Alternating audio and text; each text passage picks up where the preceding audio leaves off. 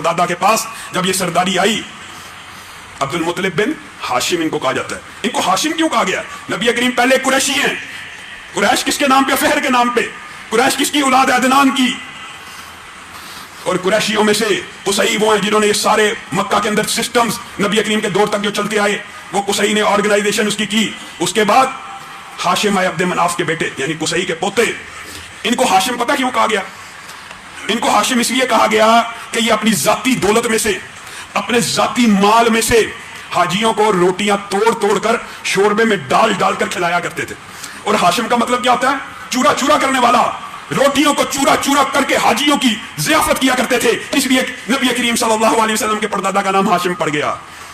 اور یہ نبی کریم صلی اللہ علیہ وسلم کے جد امجد ہیں، جس کی وجہ سے نبی کریم کو کیا کہا جاتا ہے؟ ہاشمی. یہ جو اولاد ہاشم کا آپ تذکرہ پڑھتے ہیں، یہ نبی کریم صلی اللہ علیہ وسلم کو ہاشمی، ان پردادا ہاشم کی وجہ سے کہا جاتا ہے. اور ہاشم نے سلمہ نامی عورت کے ساتھ شادی کی. کہاں پہ؟ مدینہ میں. بنو نجار کی یہ تھی، مدینہ کا مشہور قبیلہ ہے بنو نجار. وہاں پہ ہاشم نے شادی کی. ہاشم شادی کر کے کچھ عرصہ مدینہ میں رہے ہیں. اس کے بعد انہوں نے ٹریول کیا. کہاں پہ؟ شام. شام سے ٹریول کرتے کرتے غزہ. اس دور میں یہ آبادیاں ایک ہی ہوتی تھی. آج جس کو آپ فلسطین اور غزہ کہتے ہیں